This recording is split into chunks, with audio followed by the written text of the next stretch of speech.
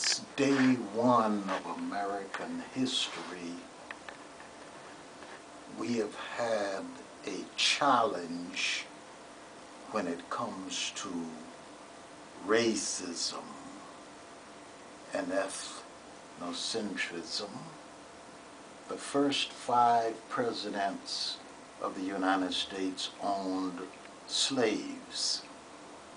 The first was George Washington, and somewhere along the line he realized that slavery was not human or humane, so in his will he stated that upon his death the slaves he owned were to be set free. His wife Martha Washington owned her slaves, and she also put in her will that upon her death they were to be set free. Our challenges continued even when slavery was legally ended in 1865, because that period, called the period of Reconstruction, only lasted 12 years, from 1865 to 1877. And so even up to our last century, in the 20th century, the Civil Rights Act was passed, 1965, but like with the period of Reconstruction, it only lasted 12 years, from 1965 up to the election of President Richard Nixon. So slavery legally, technically, constitutionally has been blessed, and it has been one of the challenges that our nation has faced. When we look at the contributions made by African Americans to this country, I would like to talk with you about what I call the P's. P's for protectors, P's for providers, and P's for pathfinders. Have you any recommendations for our conversation before I go on? I'll listen to you. What would you be primarily interested in? We were going to ask you about your work and how it aids the community and basically your advice for our generation. And also All right. yeah. Okay. Should we start with that or with this? What would be our best way? You said my personal involvement with communities that are underserved, African American. Yeah. Thank you. We need to understand, first of all, that the black church is the center of hope for the black community. Without the church, the community is at risk. The black church was born in America in 1787 when a group of slaves and former slaves led by Richard Allen arrived at St. George's Methodist Church in Philadelphia. They had gotten off from work late, so they arrived late for worship. Since prayer was going on when they arrived, they knelt in the lobby of the church to pray. The officers of the church, of course, pulled them from their knees, telling them that, you know, you can't pray here. Your place is in the balcony. They had segregated seating. The whites sat in the nave, but the slaves and free slaves sat upstairs in the balcony in isolation. The strange part is that these slaves had just renovated that church, St. George's Methodist Church, free labor, and the church was a house of beauty, and yet they had segregated seating. They continued to pray, and then the officers of the church sent for the chief officer, who told them, you cannot kneel and pray here. One of them issued words that have become a part of the struggle the Black American church has faced with racism. He said, if you will allow us to finish our prayers, we will go, and we will trouble you no more. They said amen in their prayers, got up and walked out. That was the first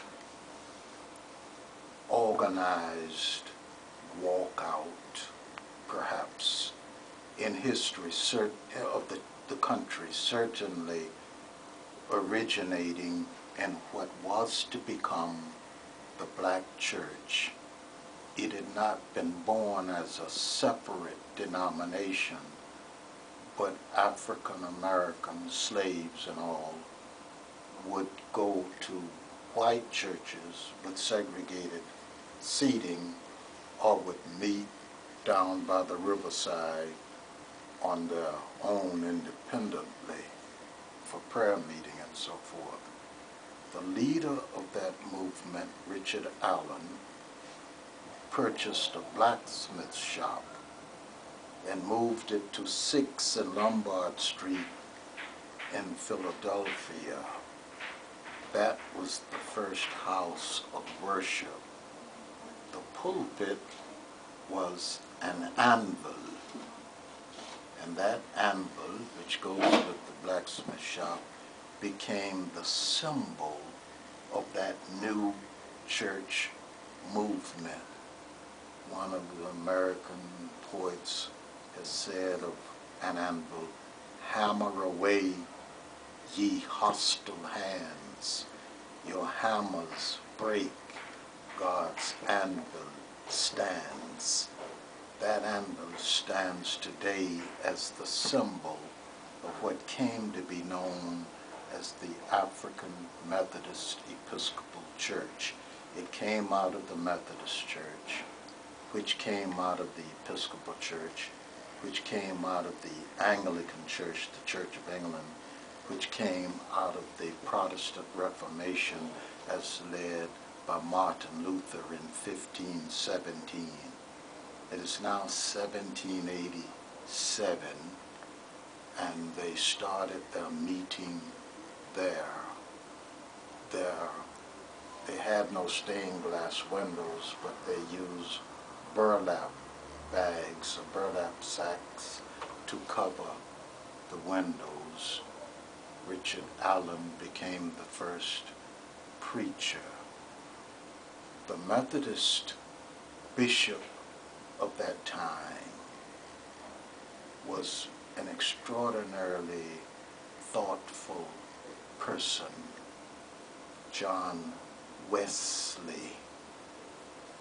Wesley is the founder of Methodism in America, and Richard Allen was treated with respect. The church was treated with respect. That church went on to found what was to become known as the African Methodist Episcopal Church. a separate denomination. It became the first black corporation in America in 1816 when it was incorporated. It established the first printing press, the first newspaper, the AME Christian Recorder, the first hospital, Douglas Hospital in Kansas City, Kansas, and its movements, its churches as they expanded, became freedom stops on the Underground Railway leading to freedom. People moving north, escaping slavery, would spend the day in these African Methodist Episcopal churches. Then at night, guides from the church would lead them on to the next stop. The church also founded the first black college, university, Wilberforce University, located in Xenia, Ohio, and it stands today. I'm on the board of the Ray Charles Foundation, and we've made a contribution to them over the last year of $1 million, and they are the first black university in America, founded by the first black denomination in America, African Methodist Episcopal Church. That church went on to become synonymous with the struggle for civil liberties, for civil rights. Other churches began to be formed, other denominations. The African Methodist Episcopal Church, Zion, was formed by Absalom Jones, who was one of the slaves that walked out with Richard Allen from the very beginning, but they decided to stay with the system, and so they became Zion. Then the Christian Methodist Episcopal Church, CME Church, which stayed with the Methodist Church until they couldn't take it anymore and formed the CME, Christian Methodist Episcopal Church. Used to be called the Colored Methodist Episcopal Church. Then they called it the Christian Methodist Episcopal Church. Then you have the National Baptist Association. You have the Progressive Baptist Association, and you have all kinds of churches being formed. But essentially, the black church is to be vitally concerned with bringing freedom to people who, even if the Constitution says they're free, are not free and are only reaching for freedom.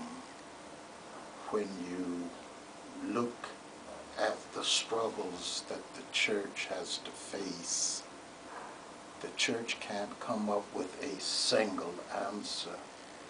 It must have an holistic approach. My son has dropped out of school.